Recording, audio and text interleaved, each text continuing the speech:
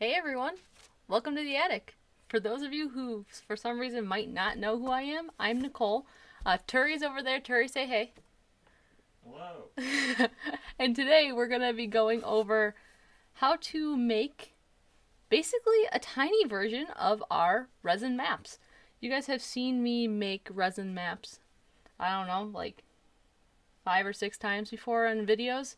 And I really wanted to make a holiday ornament that kind of reflected everything we do in our maps, and made it a little bit more approachable for new people to both resin and laser cutting to kind of try to mix the two mediums together. So if you are new here and you've never seen what we make before, I wanted to at least show some of the things that we have made in the past. One of them being the map of Middle Earth, and the other being the map of Tamriel from Elder Scrolls. As you can see, this ornament basically follows the same principles and concepts of this guy. We're going to be showing you how to make this on a small scale so you can make something like this on a bigger scale. Oh, thank you, Melissa. Or Marissa. I also think our maps are pretty cool. The one big thing is that I want people to walk away with understanding that making a resin map is really not all that difficult. You just have to have a couple of concepts to do it. A couple of key things that make sure that resin's not going to spill out, map's going to look good, and it's all going to hold together really nice. So I wanted to start off by kind of just going through how our files are laid out so you guys can see that, show it on the Glowforge app, and then we'll make it together. So let's head over to Inkscape real fast. If you guys go down into the description of this video currently, you have access to this file. This file is free for anybody at this time. I would love to see you guys make some of these. When I was thinking of holiday ornaments that I wanted to make, I kept seeing this style of the 2020 would not recommend 1 star. And I thought that this would be a hilarious little ornament to make, and it would work very well with resin. So that's what I decided to design. Now, the design is pretty straightforward, and when you pull it up, you're going to see that it is 3 different layers. One of the layers is a simple back panel, and it's got 4 holes in the corner. The other layer also has 4 holes in the corner, but you can see that there's 3 different sections with voids in them. That's going to be, obviously, where these colors are going to come into play on the little piece. And then you're going to see the acrylic panel, and you're going to see that it's engraved backwards. And there's a very clear reason I do that. On all of my maps, I decide to engrave everything in reverse. I can show you real fast if I can get back to my thing. The reason to engrave everything in reverse is because when you look at the acrylic, it looks so much shinier. There's no fuzz from the engraving, and it's just a very clean sheet. So every time I engrave in acrylic, I engrave it backwards. Emma Morrison just asked, I've been liking the recent inclusion of the Chicago screws.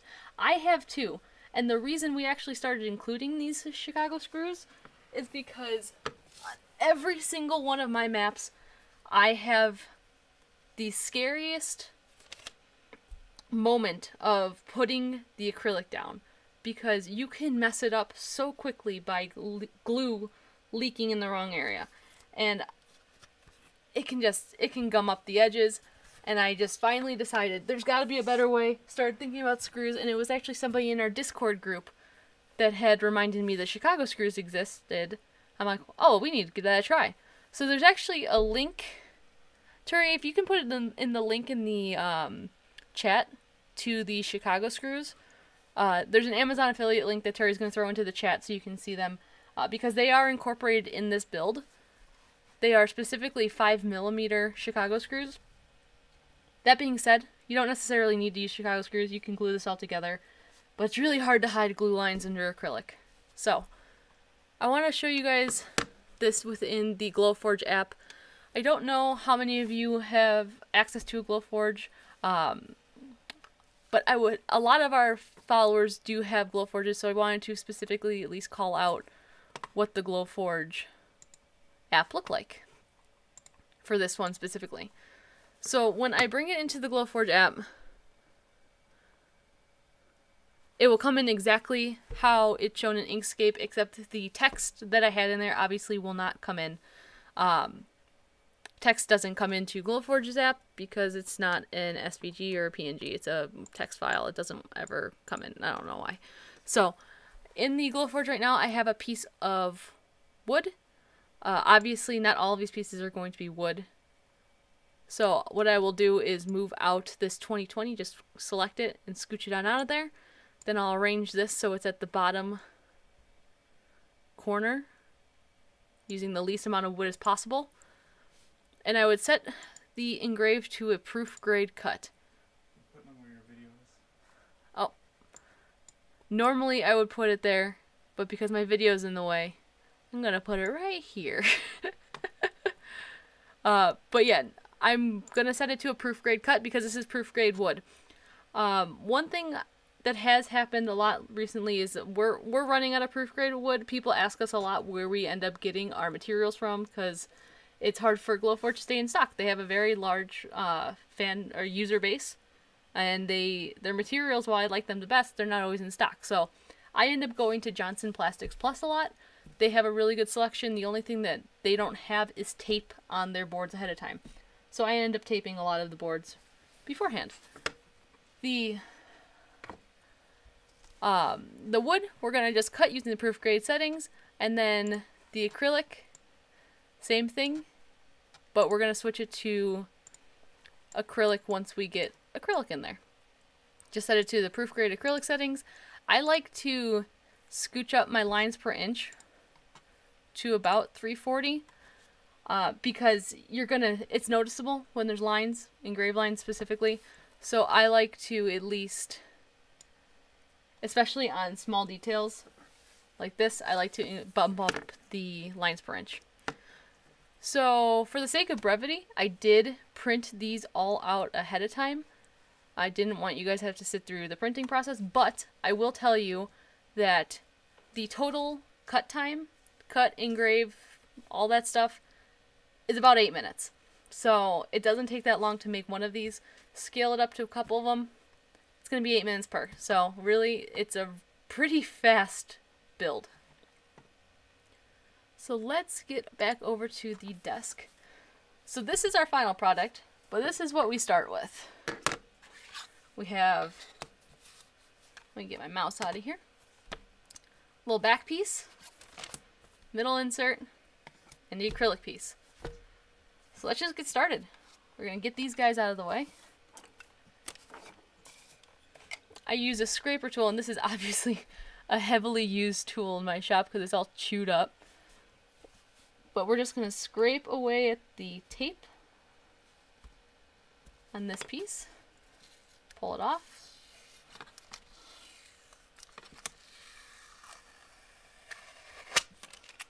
Okay. A lot of people ask why I use masking tape on everything. And it's because most of the time, I do end up painting everything. I get that comment quite often of why I like to engrave or cut laser cut materials with tape on it. And one, you can see right here that the laser cutter adds a lot of char lines. So if you have tape, you're protecting your surface, you don't have to clean it.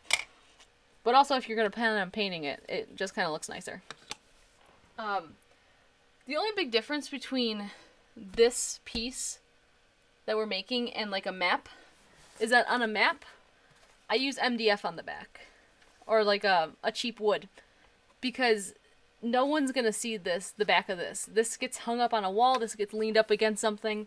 There's no real point to put real wood on the back of it. Since this is a Christmas ornament and it's going to be hanging on a tree, or, I don't know, if you decide to not make it a Christmas ornament, make it something like a magnet, you can put an MDF back. But since this is hanging on our Christmas tree, I decided to do wood all the way around. So I'm going to keep the tape on this piece to protect it from resin, but we're going to get this all glued down.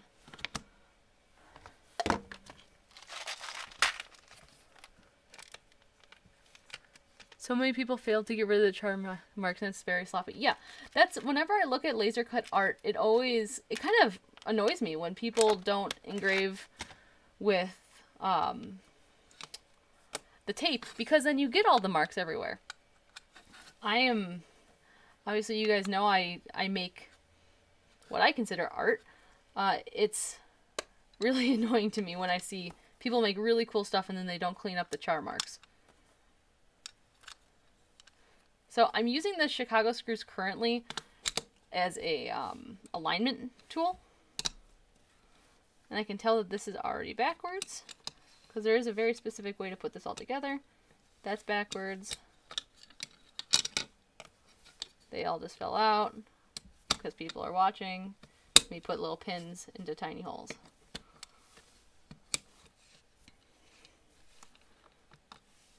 Okay, that's the right way.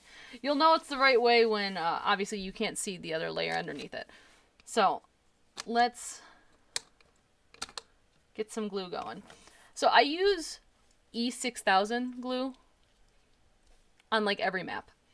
And we had a conversation about E6000 in our Discord channel the other day. And there's no reason you can't use wood glue. Wood glue would work perfectly fine. I just always have access to E6000 and almost never have wood glue on me. So let's get this on here. Nice thing about this stuff too is when it is dry, any excess that leaks out easily pulls away. I'm only gonna put a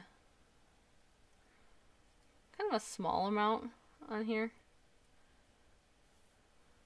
because a lot of it's gonna be sealed up by super glue after the fact.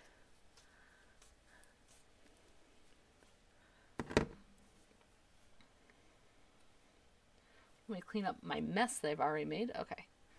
So I'm going to put these on. And then I have these great little clamps I found on Amazon. They're like $6 total, I think. But they work really well.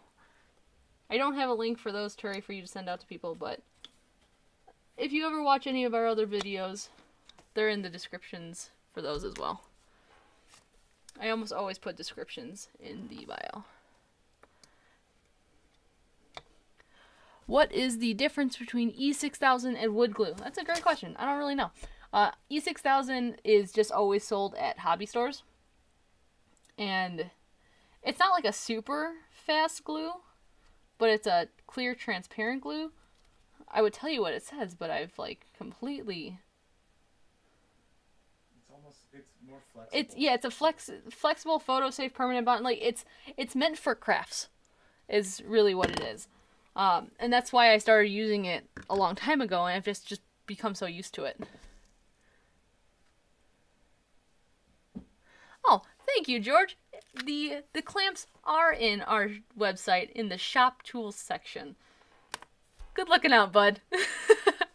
So, as this is setting, you can kind of see that if I zoom this in a little bit, we got leaking here, or like oozing here and over here and over here.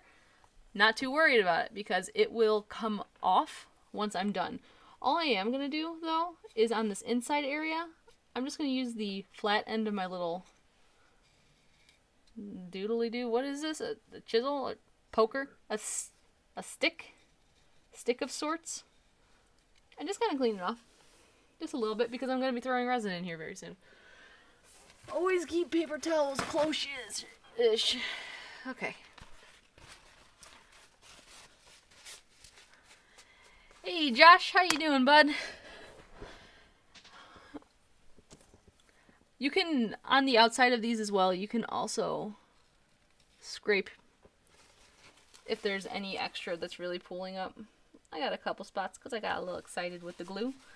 But, NBD, just scrape it right off. Okay.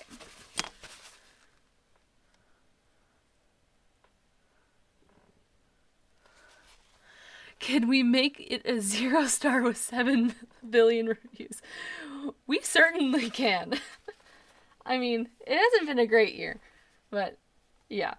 Okay, so next what I'm going to do is get these areas ready for resin. And you would think that the glue that we put on already is enough to keep resin from leaking everywhere. You would be incredibly wrong. Resin gets everywhere and it hates you. But the good thing is if you give it nowhere to escape, it's not going to go anywhere. So in all of my videos, you will always see me with one of these little bottles, frantically going around the edges and using this little bottle to make the glue set fast because I'm impatient. So let's do that. And this just makes it so nothing is going nowhere that I don't want it to.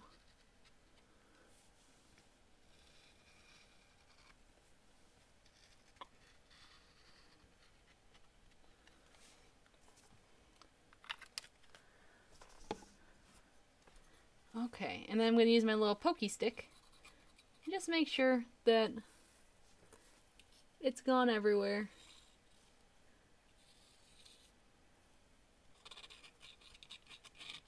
Sealing up everything. And then I'm going to use my impatient juice and just kind of throw some on here. Because again, I'm just making a barrier. I don't care what it looks like underneath. It's going to look insane, as you guys have seen in all the other videos. It just becomes like a hodgepodge of mess of glue. But you never see it, so it's fine. New game Resin Prison Break. Oh man, the amount of resin emergencies that we've had in this space, while not many, have been more than enough. So while this is setting, I want to kind of talk about resin choices for this project. Where did the finish one go? Under my mouse. So on this one specifically, I used UV resin. And I used UV resin because, again, I wanted it to be something that is easily done by anybody, regardless of experience level. However, this could have been done with any resin.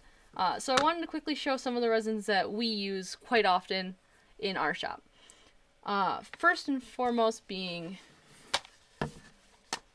Alumilite, Amazing Clear Cast, regular Clear Cast, or Clear Cast Plus.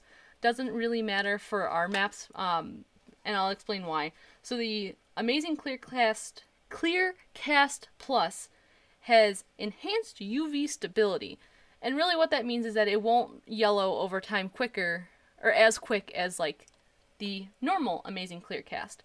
I normally use Amazing Clear Cast, the original stuff, because you can get it at any hobby store. We get it directly from Alumilite's website. Turi, if you do want to put in the chat, we do have a code that you can use at Alumilite's website for 10% off. But you can get these at any hobby store. We primarily use this because we just like it the best. We've used a lot of resins in the past, and Alumilite just has ended up being our favorite one because it just works really well. Resin's great enemy, a well-prepared crafter. Yep, Yuki, a well-prepared crafter. The other thing that we use in our shop a lot is UV resin. We use a ton of this stuff. I use it to seal up 3D prints. I use it on maps when I want to be lazy and just fill in any voids. It's a great product if you use it properly and don't use it the way that 5 Minute Crafts tells you to use it. And if you want to know what that's about, we have a video about the time that we tested out 5 Minute Craft projects and they were awful. Except I still do use our proper ramen coaster that we made. But regardless, for this one, we're going to use Aluma UV because it just is quick and you don't need that much experience to use it. You will see that I have this bottle. And that's because this bottle is full of Alumilite UV. I don't like the tops. I don't like the bottles that Alumilite provides, unfortunately, for the UV. The ones that you get cheap on Amazon have much better tops because they have these nice nozzles on them. So I end up putting extra Aluma UV back into the cheap resin bottle. Emma asked, do you have an estimate of how much resin is needed for this ornament? Very little. So we'll show you right now. The best way to honestly figure out any sort of resin project that you're going to need, or how much resin you're going to need for a project, is if you actually go to Alumilite's website. They do have a calculator, and I would pull it up now, but I'll break everything on my computer, and it will be a disaster because I don't have that website pulled up ahead of time. But there is a Alumilite calculator that goes over how much resin you need, and it takes into account, it basically is a volume calculator because it takes into account how deep is your project, how wide is it, how long is it, tells you how much resin you need. This is such a small amount that we'll just go over it and you'll see it's really not that much. So I'm just gonna clean up any excess, what is this stuff? The resin juice, the accelerant. That's the proper term for it. Accelerant, not resin juice. Okay. So I'm also going to switch to some smaller little things so I can lay this a little bit more flat.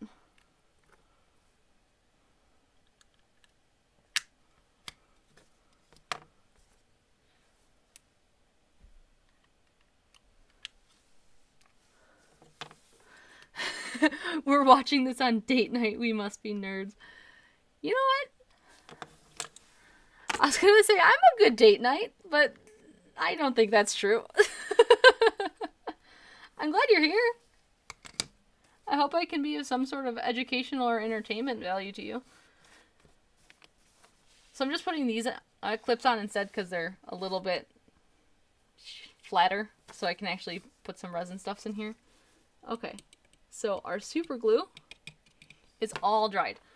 So if you decide to use UV resin, and if you watched our other video where we said UV resin needs to have UV light to cure itself, you're going to know that you probably shouldn't darken all of it with pigment powder because UV light does not go through pigment powder.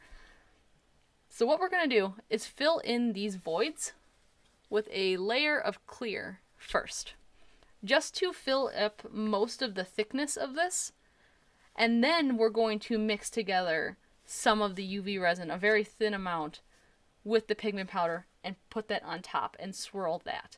If this were the 2-part resins, we would just put the pigment powder in immediately, throw it all in, let it cure for 8 hours.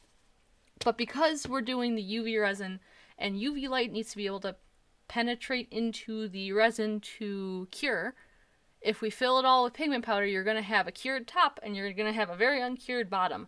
And the second you hold it up, you're going to start to get a leak down all of your project because it will find a way out. Because remember, resin will go everywhere you don't want it to go. So let's actually get some gloves on, because whenever you're using resin, you should wear gloves regardless of what resin it is, because it's a skin irritant. And really, you should probably use gloves when you're putting on super glue, but I like to think that my skin is immune to super glue at this point. It's not immune to resin. So again, like I said, there's actually Alumilite UV in this bottle. I just continually buy more and empty it from this one into this one, but that's why it doesn't say the Alumilite UV. So we're just gonna put a good amount of clear in here.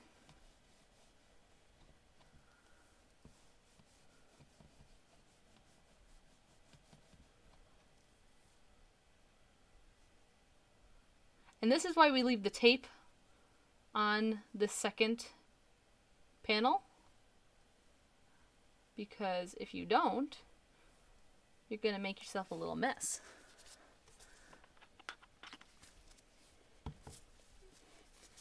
Then we're going to use our little poker stick again. Just kind of swirl it up all the walls.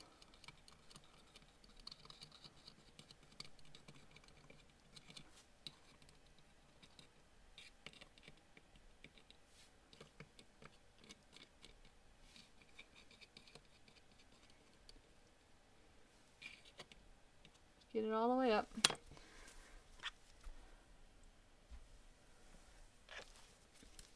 And as you can see, there's really not that much resin in here because this is only 1/8 inch thick.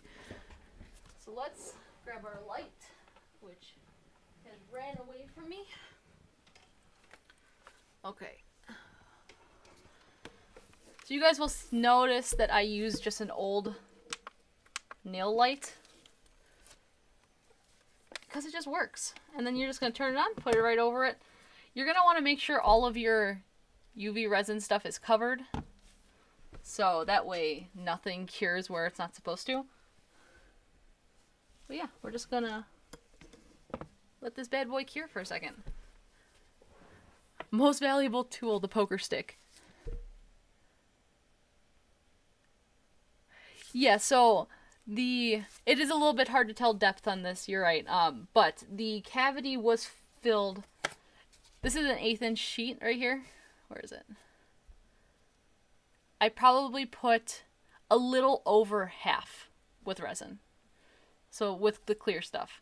And we're going to fill in the rest with the colored stuff.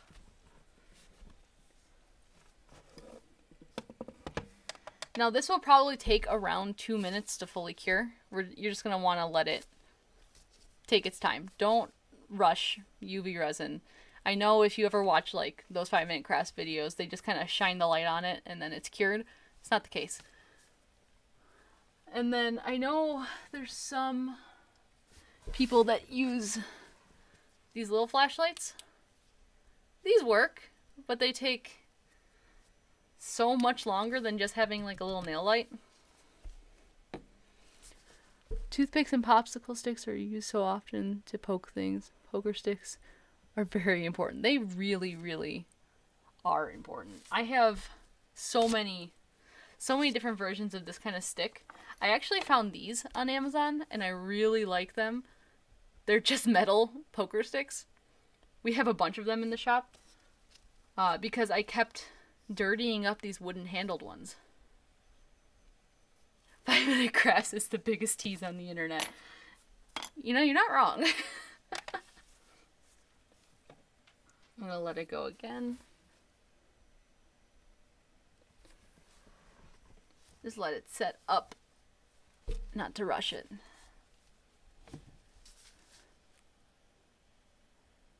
It is a good time to grab a snack. I'm gonna have some of my soda.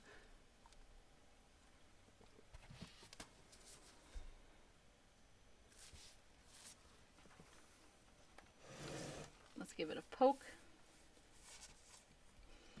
Okay, we're doing pretty good.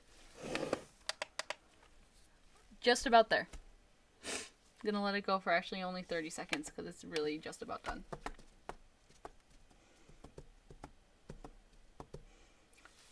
As you can see, we've had this nail light forever, so it's a little dirty. 5-minute crafts equals 5 hours of cleaning the abominational mess that was made.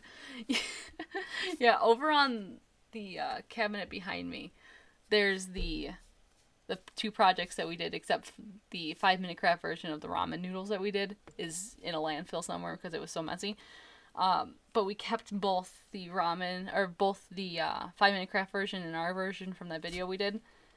And I don't have the heart to throw them out. My husband keeps giving background commentary. He says that your poker stick is just a shiv that you can shank your craft projects. You know what, Marissa? He's really not wrong. That's basically what it is. Okay, so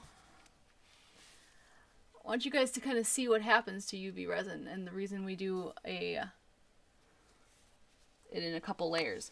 Even the fact that this is clear, we still have bubbling that happened underneath. Because UV resin is kind of a butt. The good thing is, this is completely fine. It's completely cured. It's not going anywhere. It's not going to leak anything. There's just an air bubble under here. We're going to cover it up with some colored resin, and you'll never see it. So, let's get some little resin cups going. Let's start with... How do you clean the poker stick tips? I use a knife, actually.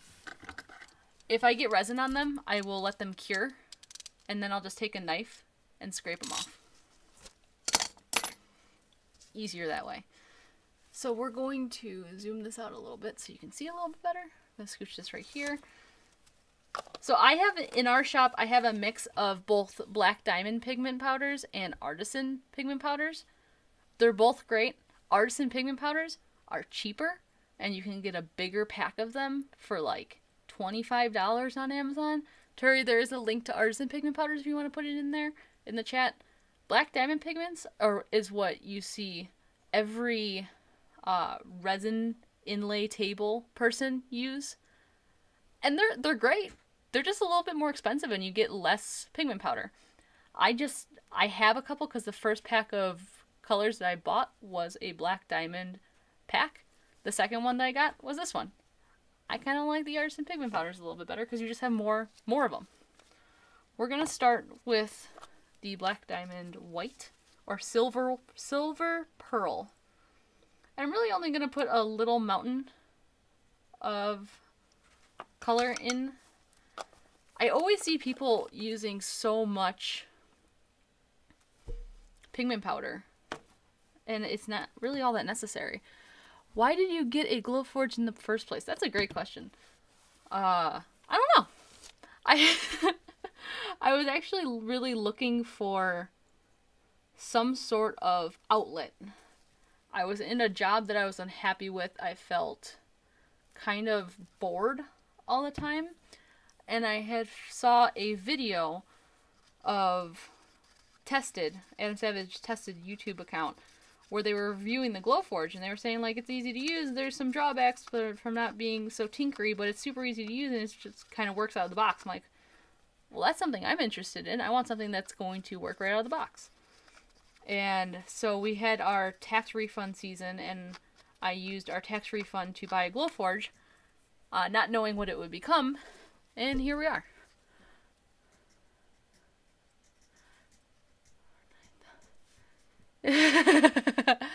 Okay, so what I did really fast so you guys know before I pour it in, I put the tiniest amount, I don't even know how you guys can see this, barely filled the bottom of this cup with resin and just mixed up the pigment powder into it. And just stirring it around a little bit. And we're just going to put this into here. Just going to pool a little bit into each area. Very small amount, not filling the entire void.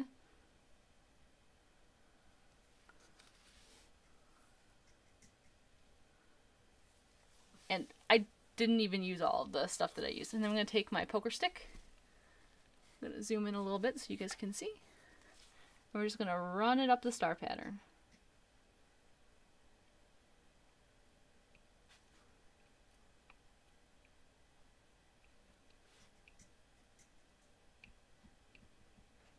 Okay. I'm going to put a little bit more in this middle one. But again, you don't want to put too much because the UV light has to be able to get to the bottom of it. So then, this is now done. A lot of extra in here.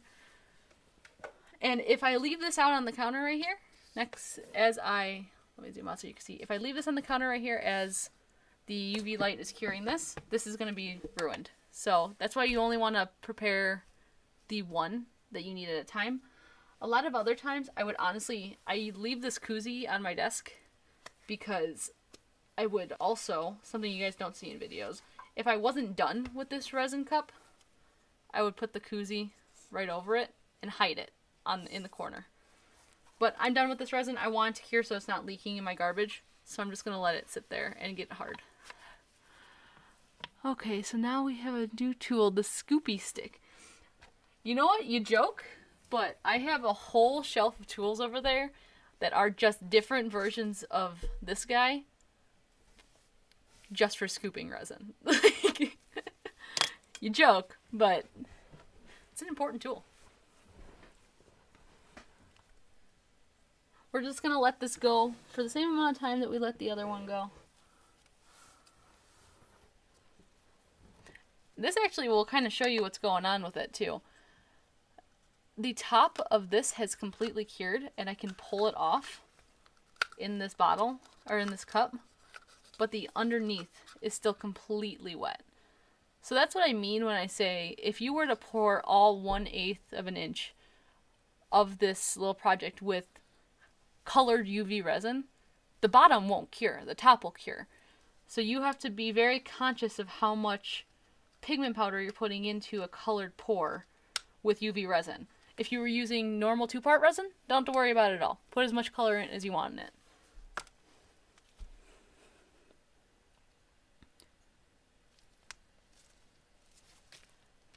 While we wait for this thing, any other questions so far?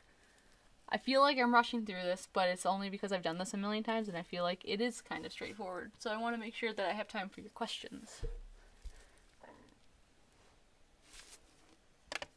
Gotta let this go for another minute.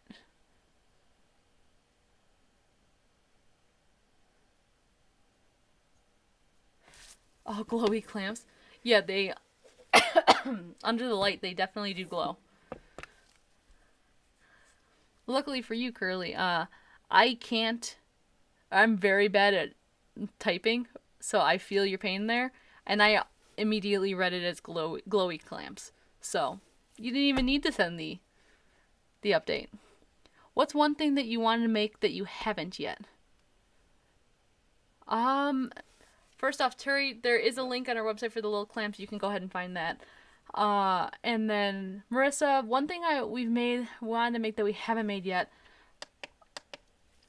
That's a good question because honestly, when I want to make something, I just figure out how to do it. Like with the Jumbo High Roll map, I really, really wanted to figure out how to make it, but I knew we had a big constraint of the bed size of the Glowforge.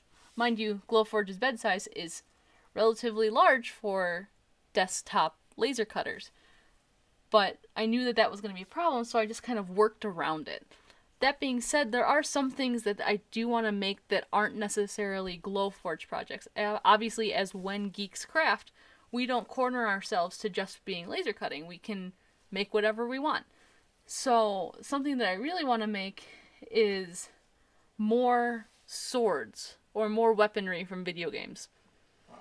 More props. That's the proper term. Thank you, Terry. More props from video games. But those just take so much time. When something on the laser cutter can take me like a week. So it's really more of a... There's stuff I really want to make, but I don't know how much time I want to invest into it.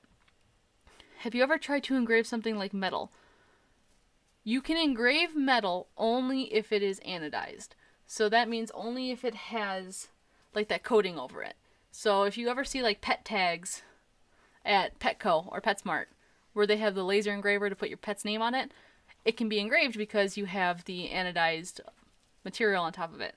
So you can engrave metal only if you have that on there. Unless you have a higher powered laser. But nothing... The Glowforge can't do that. Yeah, you know, Emma, my hands actually have no resin on them, so probably shouldn't touch my face. It's like that like COVID thing that Mark Rober put out that you don't realize how many times you touch your face until someone tells you about it. Do you prefer Turi's hair long or short? I don't think Turi cares what I prefer his hair to look like. All I care about is that he shaves his mustache. That's all I care about. If he wants to have long hair, so be it. If it's clean and he shaves his mustache, that's all I ask. And he's got really beautiful long hair. Like, his hair is really nice. Okay, so we're going to do the gold. The gold has 1 star, so we really don't need that much of it.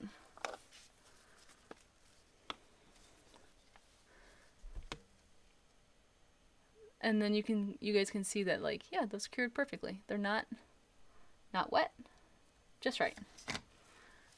When I found your channel, I binged all your videos in one sitting. I was like, I really like that you just don't do just one thing. Yeah, that's what I'm saying. I also don't like that because I would drive myself nuts if we just did one thing. I think I do weirdly take a lot of inspiration. I'm not just saying this, Josh, because you're in the chat right now. I do take a lot of inspiration from like what the guys that I like to make stuff do, because the name's in their name. They'll just like to make stuff. I like to make whatever I want to at the time, and I don't want to pigeonhole us into one craft. That's why one week we can be making a map of Hyrule, and the next week we can be making Turi a brand new computer case, or making the Catan board, or making a sword completely out of resin. Keeps it fresh. Keeps me not bored. Braid Turi's hair and put it in an ornament. Absolutely not. I will never do that. But it is beautiful. And I know you guys haven't seen Turi in a video in a little while. As I put out our last video, I realized I don't think he's been on camera in a couple of videos. So we're going to have to change that so you guys can see his beautiful locks. Josh, did you guys really? Josh, all I'm going to say is that Turi and I really want to use the water jet that you guys have at the shop, so I'll just leave that there. Or, yeah, you guys gotta, we do have a Twitch channel. Brandon brings up a good point. We usually stream live on Twitch. I do almost all of our projects, at least portions of them, on Twitch, because it's fun to be able to talk to you guys while doing stuff when it's not broken. Good to know. Good to know, Josh. So yeah, if you guys want to follow us or hang out with us on Twitch, Turi, do you want to put the link to Twitch in the chat? It's just twitch.tv/whengeekscraft. I really don't like putting live streams here on YouTube because YouTube algorithm already doesn't like us because we're small, and throwing a 3-hour playthrough of Borderlands or 4 hours of me working on a map is not something that the algorithm thinks is cool. So, yeah. Follow us on Twitch. Also, I don't know if you guys are all aware of this or not, but again, the files for this are in the description. The files for every single one of our projects is actually on our Patreon account. If you've ever seen us do a video, you can get the files for that yourself for like $2 a month. You can even go become a patron for $2 right now, download every single one of our projects, and leave. And I'm not going to do anything about it because you're a patron. So, they're all available if you ever want to make anything. Make a resin game board for Wingspan. I have no idea what Wingspan is. So, if you want to ever send it over to me or pop it in our Discord group, more than welcome to. We are pretty regularly on Discord, and we have a pretty lively community. You're not supposed to tell people. I mean, at the end of the day, I want to be very upfront and honest with people. I want people to be able to try our projects. Coat the YouTube algorithm in resin. I think that would only work if Mr. Beast put like 7 gallons of resin, or 700 gallons of resin in a house and says this is the world's largest resin experiment. And then YouTube would be coated in resin, but right now we don't do that. Okay. So, this is all set. There is one small little air bubble that came up, so I'm just going to fill that. But we're not going to worry about that until we do our purple, because obviously the purple is also going to need to be under the light.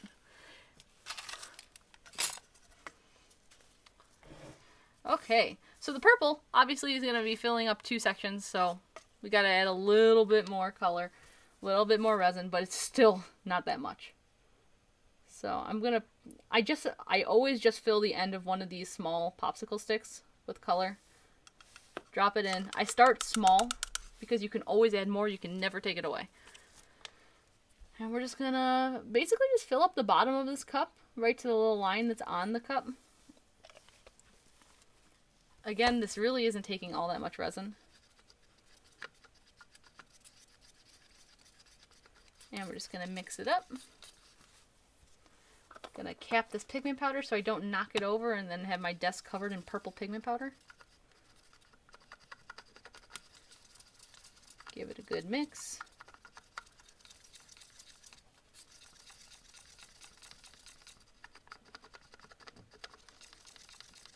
I think on our Twitch page, or on our Twitch channel, we have done 2 resin pours at this point.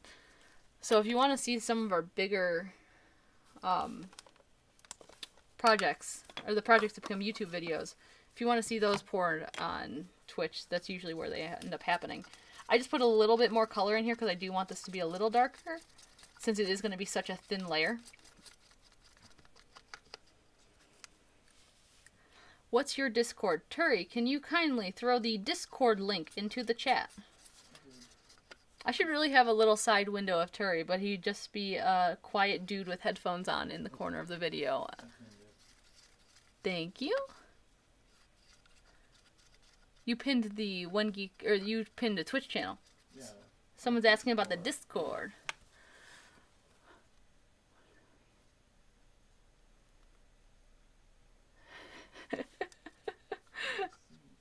Okay, so I'm actually gonna pour these in. And I'm just gonna pour it in the middle.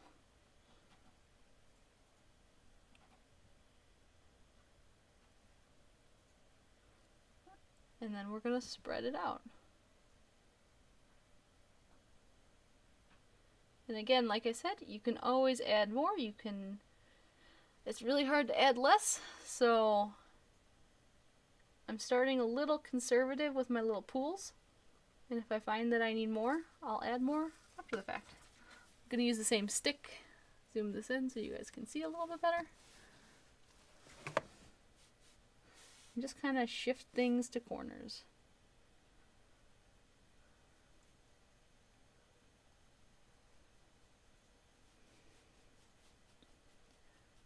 I'm basically just moving the flood around.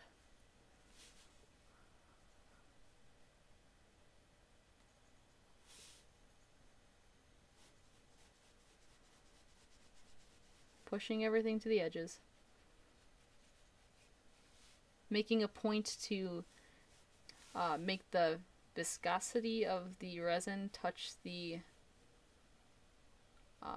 wood border, because I really want to make sure the tension stays there.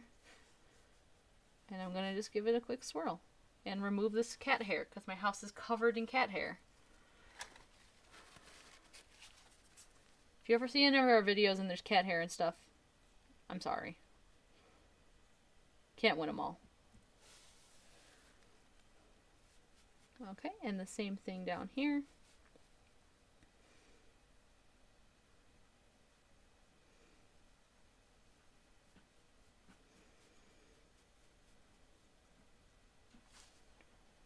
Just shoving everything into the corners.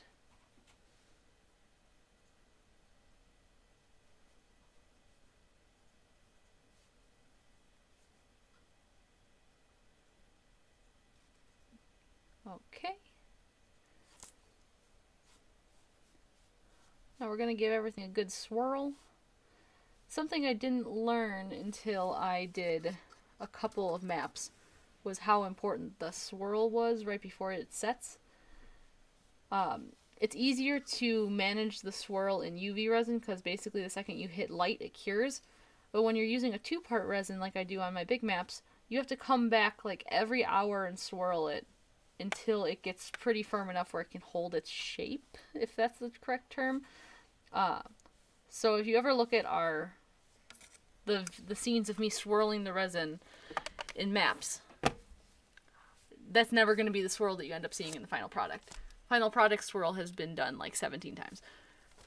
Are you currently working on any projects other than this ornament? Yeah, we're working on quite a few right now.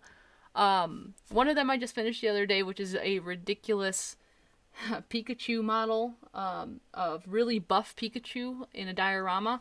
I have gotten pretty interested in the diorama world after watching Boily Hobby Time way too much, so I bought a bunch of little models of like Star Wars ships, and I bought some from Battlestar Galactica as well, and I want to incorporate laser cutting into model making dioramas.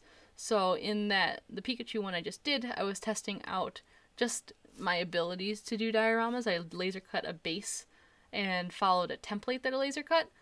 But then other than that, I'm currently working on a giant beholder head that is going to be mounted in our D&D space. You might even say that that Pikachu was swole. He was swole. He's quite swole. But we're working on a giant beholder head that's going to be mounted, and that's going to have a Glowforge cut, like wooden mount on the back of it that I want to use like some mirrored acrylics on, as well as some walnut, because walnut just looks amazing. Other than that, I am kind of taking a little bit of a Christmas break. I frantically did a ton of projects over the last 2 weeks for Christmas presents. If you go on our Instagram page, we have almost all of them posted for people that aren't on Instagram that we could share. But there's a couple that I'm going to be sharing in the next day or two for friends and family that have Instagrams that follow us.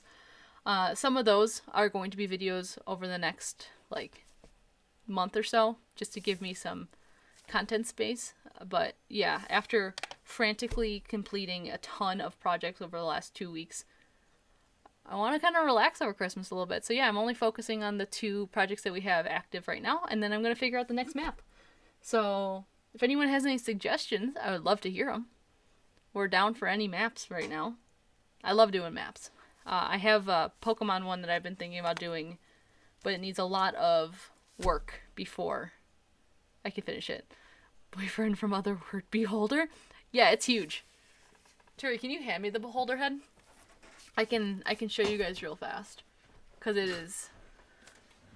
I have it primed at this point. Are your hands clean? Yeah, I have no resin on my hands right now, actually. So this is just the head. And, like, here's my head for scale. He's quite chonky. And I bought an airbrush so I can paint him. I've never played D&D. You don't need to hide. D&D is super fun. This is just a very scary enemy that you can fight. And all the little holes are all of his little eye stalks.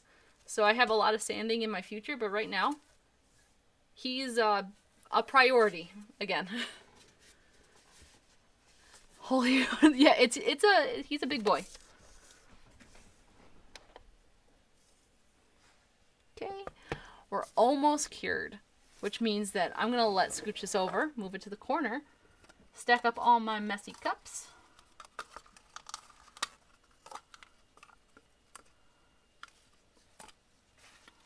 Move those, and we're gonna take a look at this acrylic panel.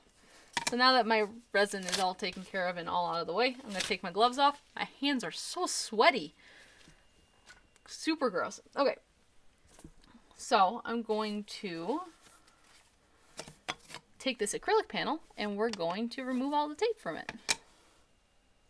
So just like we did with the wood, we're going to do this with the acrylic, but you have to be a little bit more careful with acrylic because it's clear and it will absorb every scratch that you touch it with. The best acrylic we have found is honestly the proof grade acrylic that Glowforge has. It is phenomenal stuff. But I am currently on a list to get more of it because it's just, they have so many things out of stock right now, but the second they get in stock, I am buying as many as humanly possible. Christmas time. I think everyone's just making stuff. Also the fact that everyone's at home right now and looking for things to do. It's kind of like the Lego shortage. Glowforge also has a shortage of their proof grade materials, but they have an email notification button so you can set it up so you don't miss it when they do come in stock. And I know the second they come in stock, I'm going to buy a ton. Boyfriend is hyperventilating.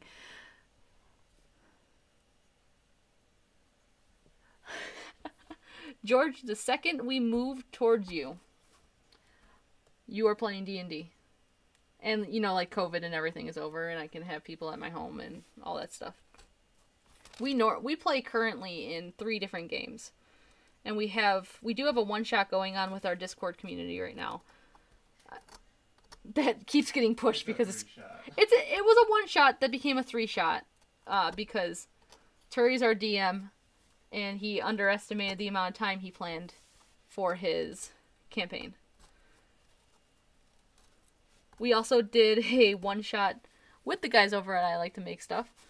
That was super fun. And we taught them how to play D&D for the first time. So I love showing people how to play D&D. It's super fun. So I'm using a soft bristled brush and just cleaning out, just wiping out the engraves.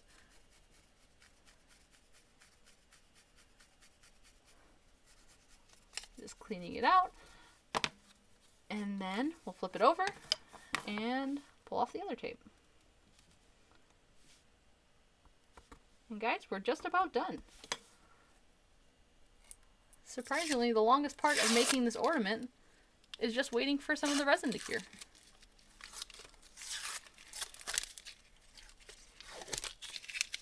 So there it is, 2020. Would not recommend.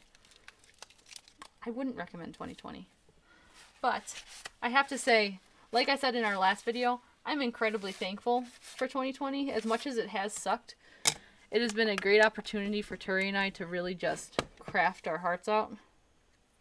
So, I've had a surprisingly good year, even though it's kind of sucked. We've had to stay at home. Hasn't been great, but still had some fun. So now, I'm going to zoom you guys in so you don't have to see the disaster that is my desk, and it can look like it's clean again. We're going to be able to wipe this off somehow, because everything is messy.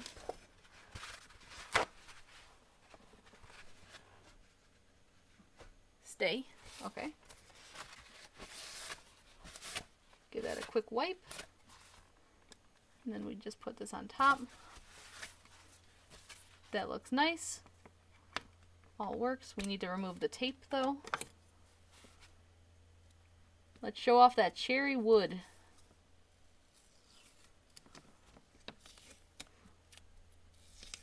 I'm more of a fan of walnut myself, but I have a lot of cherry left over, so I want to try to use some of it. How long did it take to get to the beholder head to how you have it currently? Well, it's been printed for a while, but a lot of other more important content had to be done first. Of active work, I think I did about, I want to say 10 hours of work on it so far, and it has a whole lot more. But then each piece took, Terry, how long did the printer take? Each piece took about 4 days to print. And there's 5 pieces to that head. No, there were They were 2-day prints? 2 days, I think. Okay. So yeah, the 3D prints themselves took about 2 days. And there were 4 chunks. And there's 4 chunks of them. And then all of the eyes themselves were... Or the stalks. Or the eye stalks themselves took a little while. Yeah, so... a lot more printing time than anything. What is the beholder head made out of? For currently, it's made out of PLA. Yep. So then we're going to be able to just stick these on here. Go in your home, please.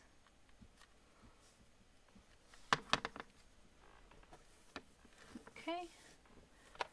And then we're going to go to our Chicago screws and screw them in. Get our screwdriver.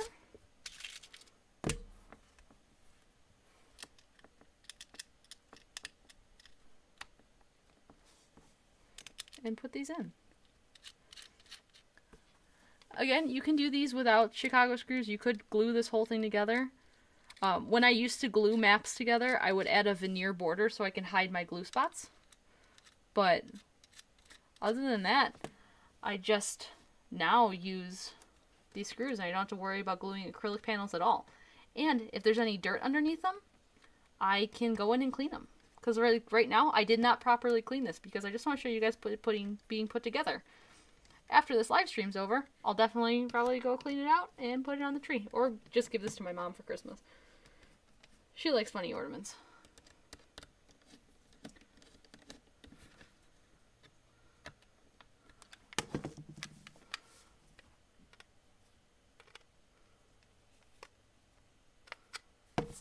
There's always one screw.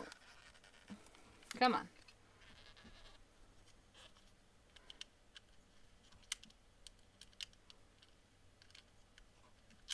So you gotta not cross thread your screws.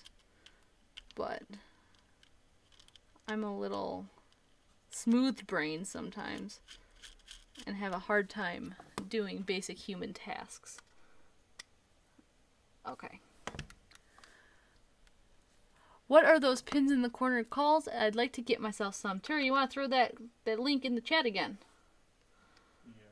I like having a lackey to put all the stuff in chat for me.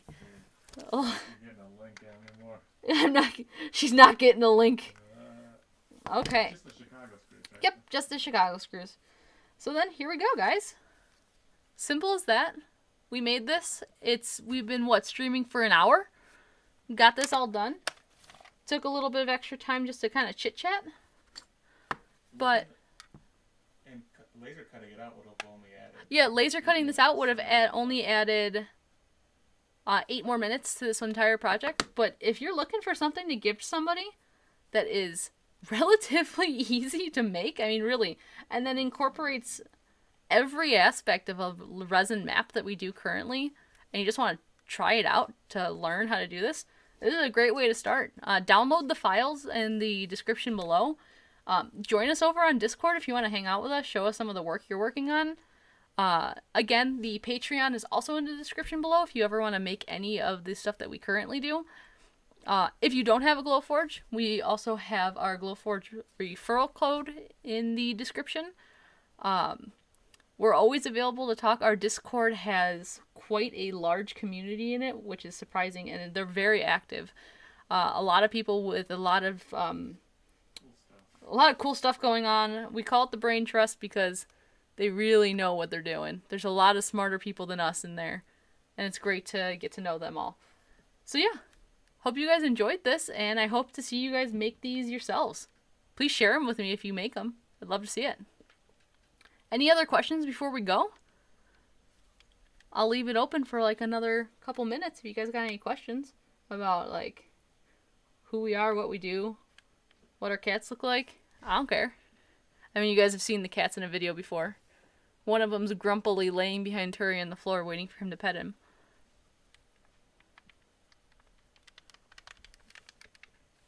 Something else you should probably do for all of these is glue down the screws in the back. It helps. Right now they're wiggly, so what I'm going to do is I'm just going to glue it down in the back. What's your favorite project you have done? To date, favorite project is either the Chill Run sword that we made last October or the Hyrule map that we made, the super big one. That one's hanging in our bedroom, and it's my favorite thing that I've ever made. Were you always a crafter? So, yeah, I would say yes. What? All the way back to your paper crafts. Yeah, when we were in interesting story, actually, that not many people do know. When Geeks Craft name has been around since 2012, because when we were in college, and I'll change this over to, we don't need to see the desk. When I was in college, I actually decided that I wanted to sell quilled paper crafts. And I would make little Pokemon out of paper and sell that on Etsy. That's when I got the name One Geeks Craft, and I let it sit dormant for years. Then, because we were like finishing college and all that stuff. And then we got married and bought this house. And that's when I was saying when I bought my Glowforge, I just kind of got bored in what we were doing. It was really monotonous to go to work every day and not have like a creative outlet. So after we got pretty done with renovating this house, and I'm just like, I want something else for me to do, for me to have fun with, for me to be creative with. And when I saw the Glowforge, I was like, well, that seems easy enough to use. It's kind of a big investment, and it's kind of scary to spend that much money on a machine that I've never tried before. But it has opened up a world of creativity that I didn't even know I had. If you were to go back to January of 2019, before I bought the Glowforge, and would tell me that this is where When Geeks Craft would be today, even though we are a small channel, but we have a pretty strong community. If you were to tell me that, I would laugh, because and if you were to show me the art that we've made, because it makes no sense to me that I, at the level I was at before, could make the things I could make now because of a Glowforge. luckily I had some art experience in the past. I had a minor in music and art in college. I did a lot of art in high school, but none of that really clicked in my brain until I was doing it for the Glowforge. So I've had a great experience with it. I constantly answer questions about like, do you recommend one? I constantly recommend it because we've had a great experience with it. It's been about 2 years since we've had ours, and we still have had very few issues with it. We're gonna do an update video that to our 2 years is it still working series, to kind of explain any of the changes that we've had with our Glowforge. But it's been a great time. Crazy what 1 year makes. It's nuts. I owe the people over at Glowforge a lot of credit for how simple their product is and how it's been able to empower someone that had creative abilities but didn't know how to really express those without being able to like draw. And I'm really happy with where we've gone, and that's why I'm super thankful for everybody this year. You're a very artistic crafter, you draw. Yeah. I like to think I'm artistic, but you know, you see other things online of what people are working on, and it's hard to think that you could also be that same level of artistic. So it's so humbling to know that like people like what we're working on and like what we do. But yeah. Any other questions?